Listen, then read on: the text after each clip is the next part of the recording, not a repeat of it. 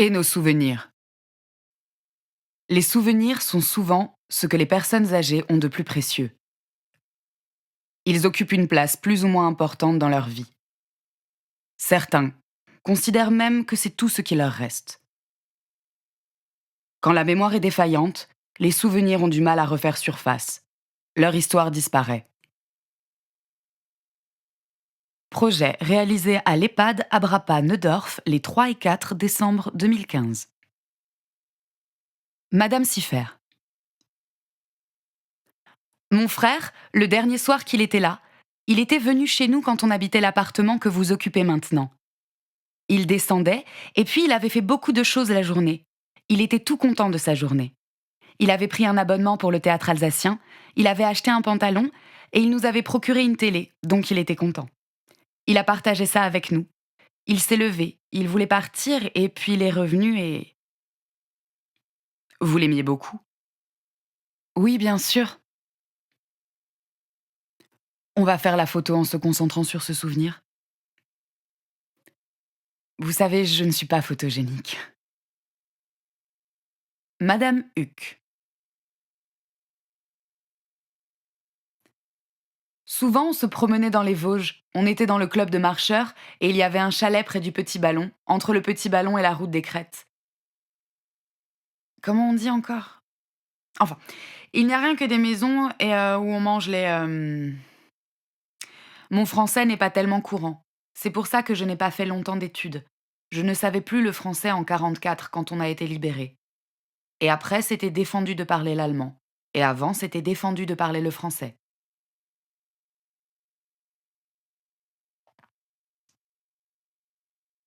Alors on faisait beaucoup de promenades dans les Vosges.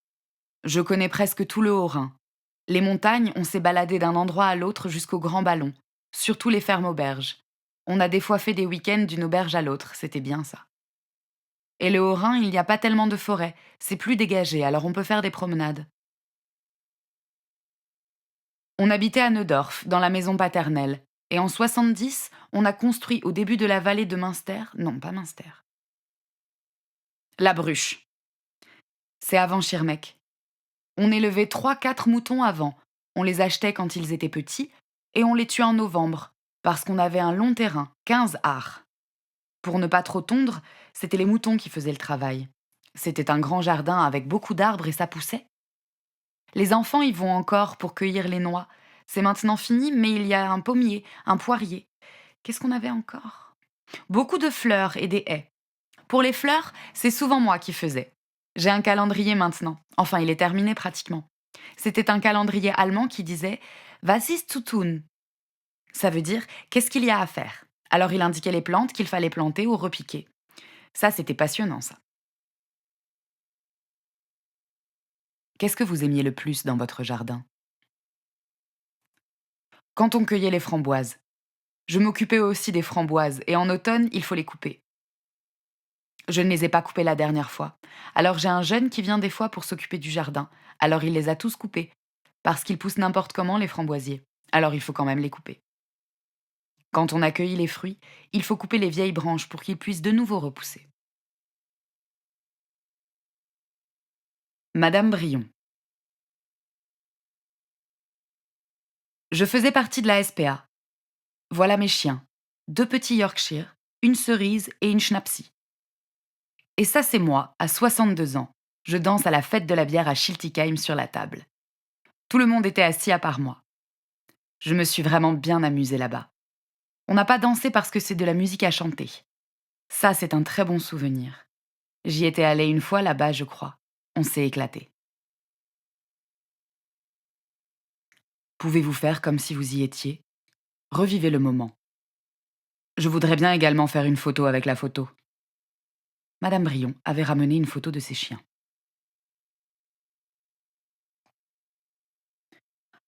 Ah, mes chiens, oh écoutez, je pleure encore aujourd'hui, faut pas que j'y pense. Pensez-y de manière positive. Ils ont été importants dans votre vie, il me semble. Je n'avais que eux. Ils sont tombés malades, et puis je les ai perdus l'un après l'autre. Alors j'étais seule. Vous avez passé de bons moments avec eux. Oh oui. Partout, je les emmenais. Et puis sans eux, la solitude. C'est pour ça que je suis venue ici, à cause de la solitude. Ça m'a brisé le cœur. J'ai voulu en reprendre, mais j'étais trop vieille. Je n'aurais pas pu les élever. Autrement, ils allaient mourir quoi qu'il arrive. Ils auraient fini à la SPA. Je faisais partie de la SPA, je voyais comment ça se passait. Ils ont vécu 8 ans et 12 ans. Et après, je suis restée seule. Pensez aux bons souvenirs. Vous avez dû passer des moments merveilleux avec eux. Ah oui, ah oui. Ils aimaient pas l'eau, mais quand je les emmenais au lac Achard, je ne sais pas si vous savez où c'est, il fallait presque les jeter dedans. Je ne les ai pas jetés, mais je les emmenais se tremper un petit peu comme ça. Non, j'avais de bons moments avec eux, de très très bons moments. C'est ça que je pense, oui. Les bons moments, autrement c'est les larmes. Vous savez, je vais vous confier quelque chose. Je suis très croyante. Alors ça m'aide beaucoup.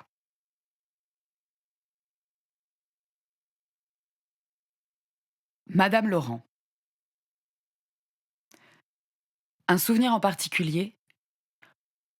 Évidemment, c'est celui de mon mariage. Je pense que c'est un petit peu normal. Mon enfance était heureuse, comme toute enfance pendant la guerre. En quelle année êtes-vous né? Je suis née en 1924. Oui, oui, il y a longtemps. Après la guerre, on s'est mariés. On a eu 4 fils qui sont maintenant retraités. Il y en a encore un qui aura sa retraite dans 2 mois. J'ai vécu à Orbey. C'est avec un peu de crève-cœur qu'on est venu sur Strasbourg parce que l'usine où on travaillait a fermé. À Strasbourg, on a d'abord habité en cité, puis on est venu dans le quartier. Mais on s'est surtout lancé dans le bénévolat. On a créé une association familiale. J'étais dans une association pour la maison Sainte-Agnès. Je travaillais et je me suis recyclée pour le bureau. Quand j'ai eu ma retraite, j'ai fait du bénévolat pour aider les malades. 7 ans à Haute-Pierre et 8 ans à Strauss. Après, c'était à mon tour de chuter, quoi. Et quand j'étais incapable de monter les escaliers, j'ai décidé, c'est moi-même qui ai décidé, de venir à Sainte-Agnès. J'ai eu la chance de pouvoir venir, car j'ai quand même quelques petits pépins de santé. Voilà. Ah si, j'ai 9 petits-enfants, et j'attends le 11e arrière, ou la 11e arrière, mais je ne les vois pas souvent parce qu'il y a la moitié qui vit dans le sud. Jusqu'à présent, j'y allais chaque année une quinzaine de jours à Nîmes, une quinzaine de jours à Toulon. Mais cette année, bon là, il faut être réaliste. Vous avez amené un objet? Samuel a fait une photo. Ça, c'est une partie. Il y en a 2 et demi qui manquent. Alors, ça, c'est l'aîné, ça, c'est sa sœur, ça, c'est Hugo et aussi Hugo. Il y en a un à Strasbourg et l'autre à Toulon. Ça, c'est Émilie. Elle a une petite sœur qui n'est pas là et qui est à Paris. Là, ce sont celles qui sont ici, celles que je vois le plus. Et ça, c'est Juliette qui est à Toulon. S'ils étaient ici, qu'est-ce que vous leur diriez? Ah, je leur dirais, vous êtes beaux, mais vous grandissez trop vite. Génial. C'est une très jolie photo. Ah bon? Oui, vous êtes tout en beauté aujourd'hui. Ah, la beauté à 91 ans, c'est un souvenir. Madame Siffer, avez-vous réfléchi depuis hier à un souvenir en particulier? Un souvenir de guerre. Nous étions à Strasbourg, toujours 8 rue Joseph Gerber. Mais moi, j'étais à l'école, ce qui était un petit peu plus loin. Alors le professeur là-bas, on était à la cave, bien sûr, comme dans toutes les écoles. Alors le professeur nous disait quand on entendait les bombes siffler, «Oh, ça c'est loin.» C'était loin. Pas tellement. Pour rentrer, le tramway nous a conduits jusqu'à la place de l'Étoile. Il s'est arrêté là. C'était le vieux tramway encore. Nous, il fallait qu'on descende et qu'on fasse le reste à pied. C'était pas loin, mais c'était pas rien. On faisait le reste à pied, et quand on est arrivé à la maison, je voyais mon père qui enlevait les débris de verre. Il y avait des vitres cassées, et qui mettait du carton à la place, car il n'y avait plus de vitres. À cause des bombes qui sont tombées. L'autre disait que c'était pas loin, oui, d'accord, c'était pas loin, mais ça a fait sauter les vitres quand même. Et puis voilà, on est quand même rentré. Qu'est-ce que vous avez ressenti à ce moment-là quand les bombes tombaient? Oh, d'abord, j'étais très petite fille, j'avais une dizaine d'années. Vous aviez peur? Les parents étaient là et puis, et votre sœur était avec vous à ce moment-là? Il y avait ma sœur. Il y avait encore une camarade de ma sœur qui avait très peur de rentrer et finalement elle a trouvé sa maison démolie. Elle habitait aussi dans le quartier. C'est les bombardements qui ont descendu toute la route du polygone. Monsieur Prigent, il y a un souvenir que vous avez envie de partager avec nous? Oui, c'était dans ma jeunesse. J'avais 6 ans, 7 ans ou 8 ans peut-être. 8 ans, oui. Et il y avait un menuisier qui habitait, parce qu'on habitait dans une cour. Il faisait, enfin, tout travail du bois. Et il faisait des cercueils aussi. Alors il avait le cercueil d'une bonne femme à faire. Une emmerdeuse pas possible. Alors on avait ciré, astiqué le cercueil, bien entendu, et il a décidé de l'essayer. On va entrer dans le cercueil pour voir si elle sera heureuse là-dedans. Et on s'est endormis. On s'est endormis tous les deux dans le cercueil. Alors, comme il était très demandé pour les travaux, il y a un client qui passe, et puis qui s'adresse à sa femme. Est-il dans son atelier? Oui. Évidemment, il ne voyait personne. Alors ils ont cherché. Sa femme est venue chez moi. T'as pas vu Gérard, on le trouve pas, il est pas dans l'atelier. Et le jour tombait, et on n'était toujours pas dans le coin. Elle passe sa main dans le cercueil, et elle me touche moi. Alors elle a poussé un cri, quelque chose. Et puis nous voilà, tous les deux assis dans le cercueil. C'était pas confortable pour deux personnes, mais enfin. Et puis il y a mon père qui arrive et qui demande qu'est-ce qui se passe. Alors enfin, la bonne femme, elle a été plusieurs jours sans lui parler. Vous vous rappelez la tête qu'elle a fait en vous voyant? Elle était... Elle a poussé un grand cri. Madame Hoffman. Je dois enlever tout ça? Non, le petit chien est bien. Ce serait dommage de l'enlever. Ma fille en a un. C'est un carlin. C'est elle qui vous a offert le porte-clés? Oui. Vous avez compris le projet sur lequel je travaille? Oui. Oui, on en a des souvenirs. Avant, j'étais jeune. Maintenant, c'est du passé. J'étais mariée presque 60 ans quand il est parti, mon mari. C'est comme ça la vie. Vous avez un souvenir particulier avec lui que vous voudriez partager? Oui, quand je l'ai rencontré en dansant.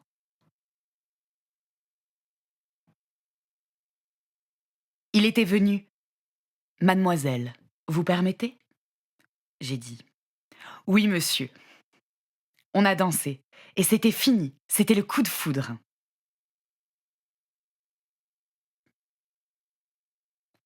Quel âge aviez-vous? J'avais 19 ans. Et à 21 ans, je me suis mariée. Lui, il avait 23. Et après, il y a eu 2 enfants. Ma fille a 54 et mon fils a 57. On était heureux dans le temps. C'est plus le cas maintenant, je pense. Le contexte est difficile, oui. Mais vous avez aussi connu des moments difficiles avec la guerre.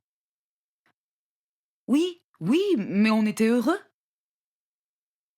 Le dernier jour, avant qu'il meure, il m'a dit: Hein, tu me laisses jamais seule? J'ai dit non, non. Et puis le soir. Toute la nuit, il a crié mon nom, et le lendemain, on m'a téléphoné qu'il est parti à minuit 40. Il était à la gériatrie médicale B à Strasbourg. Juste 8 jours et c'était fini. Il avait le cancer de la prostate. Et on ne pouvait plus opérer. Il avait plein de métastases. C'est ça qui m'a fait le plus de mal. Tous les jours, j'étais là avec mon frère. J'ai un frère qui vient toujours chez moi. Il n'est pas marié, Richard. Et nous, on était toujours ensemble. Parce que lui, il était fils unique. Alors il disait toujours: C'est mon petit frère, viens, viens avec nous. On l'invitait le dimanche. On partait, on allait dans des restaurants avec lui. Enfin, c'était des souvenirs vraiment merveilleux que je garde toujours. Ah, j'ai un fils qui vient toujours chez moi. Il travaille à Paris. Il est directeur du Crédit Mutuel. Oui, c'est un directeur. J'ai un banquier avec moi, mais qui n'a pas de sous. Je n'ai pas le petit Carlin avec. Vous voulez bien le prendre dans la main? Madame Schladenhaufen. Écoutez, je n'ai pas de souvenir maintenant. D'accord. Je peux prendre une photo malgré tout? Oui. Madame Bund. Qu'est-ce que je pourrais avoir comme souvenir? Vous avez été mariée? Oui. Une anecdote avec votre mari? C'est lui qui vous a séduite? Oui. Moi, je l'accompagnais tous les mercredis, non, les jeudis. Il y avait cinéma, et puis il fallait contrôler les billets. Il y avait une ouvreuse qui vendait les tickets, et mon mari, il faisait attention quel numéro. Et vous pouviez aller voir les films gratuitement? Voilà, oui. Du coup, lui travaillait, et vous regardiez des films? Oui. J'aimais bien voir les films policiers. Imaginez que vous êtes dans la salle de cinéma. Qu'est-ce que je peux trouver comme film policier? Je me rappelle plus les noms, c'est ça. Madame Ditch. Pour une fois que je peux passer devant le photographe. Vous avez compris le projet que je mène? Oui, des souvenirs, j'en ai beaucoup. Le plus grand souvenir que j'ai, c'était mon départ en Algérie. Parce que ma marraine habitait en Algérie et elle est venue en vacances pour me prendre avec elle. Malheureusement, la guerre s'est déclarée là-bas. Je suis arrivée, j'avais 10 ans à l'époque. Et je suis rentrée quand j'avais 16 ans chez mes parents. Je ne les ai pas vus pendant 6 ans. Alors bien sûr, j'étais gâtée par mes parents parce que ne m'ayant pas vue depuis 6 ans. Qu'avez-vous comme souvenir de l'Algérie? Vous savez, c'est très beau, il fait très chaud, et je n'ai jamais mis de ballon ni chaussettes tellement il faisait chaud. Et j'étais en classe au lycée d'Alger, le plus cher, dans lequel ma marraine m'a mis, le plus grand, et malheureusement là-bas, on m'a appelée tête de boche, parce que je venais de Moselle. À l'époque, il n'était pas très très ouvert avec les Français. Il n'aimait pas les Français. Le plus moche que j'ai vu, j'étais jeune. J'avais 10 ans, j'étais jeune. Je ne me rendais pas compte que c'était un peuple tout à fait bien. Vous avez un souvenir précis de cette époque? Oui, parce que je voulais rentrer chez moi, mais je ne pouvais pas. Il n'y avait pas de bateau, il n'y avait rien. Finalement, ils m'ont rapatriée par avion comme étant réfugiée. Ma marraine m'a dit que j'étais réfugiée de Lorraine, alors là j'ai pu prendre l'avion pour rentrer jusqu'à Lyon. Et puis là, mes parents sont venus me chercher. C'était votre première fois en avion? Ah oui. Un peu peur? Pas peur, curieuse. Parce que j'étais toujours au hublot pour voir tous les paysages. On voit beaucoup de choses en avion. Madame Loable. J'ai été chez des parents qui m'ont adoptée et c'était pas bien. Ils me traitaient pas comme une fille. J'étais une fille adoptée, alors je devais faire tous les travaux. Alors j'étais ailleurs. J'étais à la préfecture et ils m'ont trouvé une autre famille, mais ils m'ont maltraitée. Je devais faire des travaux qui étaient durs. C'était jeudi, on n'avait pas école. Je devais faire dans la cave les patates, enlever les germes. Le matin, c'était décembre, alors je devais donner à manger au truc là, comment on dit? Je sais plus maintenant. Aux animaux? Oui, oui. Et puis il me maltraitait encore, et puis il me tapait. Lui, il me tapait parce que je faisais un peu au lit des fois. Alors il cherchait le martinet et il me tapait. Il m'attendait. Je dormais au grenier quand il faisait chaud. Quand il faisait froid, j'étais en bas. Il faut que je travaillais quelque chose avant d'aller à l'école quand j'avais l'âge. Lui, le monsieur, il était très méchant. Mal, mal, mal. Ça lui faisait plaisir encore, je crois. Il avait déjà une grande fille et un monsieur. Moi, j'étais une jeune fille, toute jeune. Je crois que j'avais 5 ans comme ça. C'était comme ça. Je ne l'oublie pas, je pense toujours à ça. Quand j'allais à l'école, il me surveillait. J'avais pas le droit de jouer avec une copine. Il me regardait déjà de loin si je ramène une copine ou quelque chose comme ça. C'était pas bien. Je n'avais jamais rien.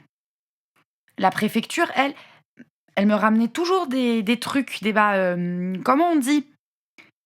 des habits. Il avait toujours un paquet pour moi, chaque mois, je crois, et alors il le vendait aux autres. Et moi, il me mettait des chiffons, des vieux, c'est vrai. Ça, je me souviens toujours. C'était comme ça. Mon mari, il est parti, il est mort. Enfin, j'ai tous les malheurs. Et alors, j'étais à l'orphelinat, après la préfecture, m'a fait aller à l'orphelinat. Et puis alors, c'était pas bien non plus. Le matin, on mangeait de la soupe à la place du café. Enfin, ça me fait un peu rire, mais... Et le dimanche, je recevais du café, ça c'est vrai. Est-ce que je peux prendre une photo et on imagine ce moment-là où vous aviez le bol de café dans vos mains? Oui, c'était à Niederbronn, je me souviens très bien. Alors j'étais à l'orphelinat jusqu'à 13 ans. Et puis il y avait la guerre qui a débuté. Ils m'ont mis chez des gens, la préfecture. Alors il y a des gens qui sont bien et des gens qui sont pas bien, ça c'est vrai. J'étais chez un paysan, alors j'ai dû aller faire les patates et des trucs comme ça. Il m'a disputé parce que je travaillais pas. Va travailler, et puis ça, et ça, et ça. J'étais plus âgée, j'avais 18 ans au moins. À 21 ans, j'étais libre. C'est la préfecture qui fait ça. Il y a un monsieur, une dame, un monsieur. Il m'a adopté un peu. Il était celui qui vend de la viande. Un boucher. Il était bien. Il était comme une dame, comme une mère avec moi. Il m'a donné des habits, tout. Il m'a habillé, il m'a tout fait. Il était très gentil avec moi, comme une mère. C'était une boucherie. Et puis j'avais bien à manger. Seulement, il fallait travailler, hein, autrement j'avais aussi des amis après. La guerre a débuté et ils ont dû partir. J'ai eu une autre place. Alors c'est la préfecture qui m'a... Maintenant, je sais plus, hein. Il y a des trucs qui sont bien, mais j'ai dû dormir chez le premier quand j'étais jeune dans le grenier. Madame Meyer. Ce matin, je n'ai pas compris ce que c'était. Mais maintenant, j'essaye de comprendre. Il faut des lunettes? J'ai ramené mes lunettes. Mais par contre, il faut crier fort parce que... D'accord. Je me rapproche. Ça ira mieux. Explication du projet. Ça, il faut réfléchir parce que ça vient pas comme ça. Parce que maintenant, quand moi j'étais...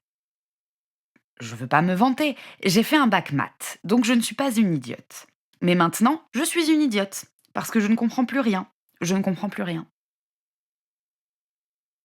Quel âge avez-vous? 86 au mois de janvier. Quel travail avez-vous fait? J'ai fait du travail de bureau, de coordonnée de personnel. Parce que les autres, avec le même grade, ils ont fait du travail à la poste. Moi aussi, j'ai travaillé toute ma vie à la poste. Mon bureau, c'était juste en face d'ici. Il y a un bureau juste ici. C'est là que j'ai toujours été.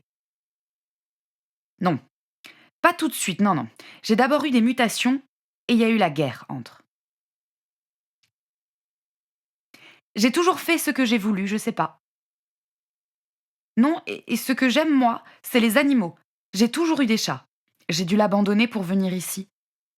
Ça, c'est un malheur, ça. C'est une mauvaise nouvelle. C'est ce qu'on peut dire un mauvais souvenir, de se séparer d'un être aimé. Comme j'étais à la SPA, je connais du monde là-bas. Alors comme ils prennent les chats errants, tout ça, ils s'en occupent quoi. Ils se sont occupés de la replacer. Vous avez un souvenir particulier? Non, pas vraiment. C'est l'amour tout doux, quoi.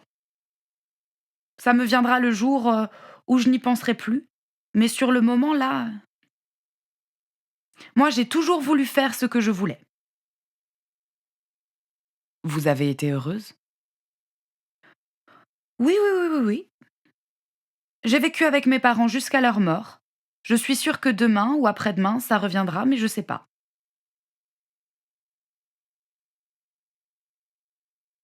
Mais c'est ça, ça. C'est quelque chose dont on peut parler assez longtemps. Il n'y a pas quelque chose de saillant, quelque chose qui... Les souvenirs, ils ne sont plus là. Ils ne sont plus là. Mais vous en avez évoqué plein depuis tout à l'heure. Oui, moi je n'ai qu'un désir, c'est de dormir. Quand je dors, j'oublie tout.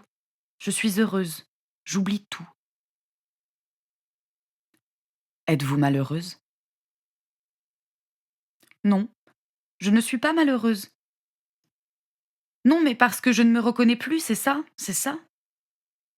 Si vous étiez venu, je ne sais pas moi, 8 jours plus tard, ça aurait... Mais dans le temps, non. Je vois pas et malheureux, oui. Comment s'appelait votre chat? J'en ai plusieurs. La dernière, je ne sais pas. Ça fait 15 ans que je suis ici, hein, alors... il y a 15 ans, ça fait longtemps, on oublie beaucoup de choses. Je vais faire une photo toute simple, d'accord? Oui. Alors, avec ma drôle de mine, parce que là aussi j'ai changé de mine, là. Qu'est-ce que vous allez faire de ces photos? Je vais les exposer ici, dans la maison de retraite. Voilà, j'ai la photo, je vous remercie beaucoup. Ça va, tout va bien? Oui, je vais dormir maintenant. Le temps n'incite pas à la promenade non plus. Non mais c'est ça le plus dur. Je ne peux plus sortir, je ne peux plus voir, il y a tellement de choses. Si vous allez dans le journal, il y a encore des choses à voir. Mais je ne peux pas. C'est ça qui me rend malade. Le système nerveux et tout ça. Bon, vous me montrez tout ça? Oui, en janvier si tout va bien. Le 12 janvier, c'est mon anniversaire. Mais si elle est moche, c'est pas la photo qui est moche, c'est moi qui suis moche. Vous n'avez pas souri. On en refait une avec un sourire? Oui.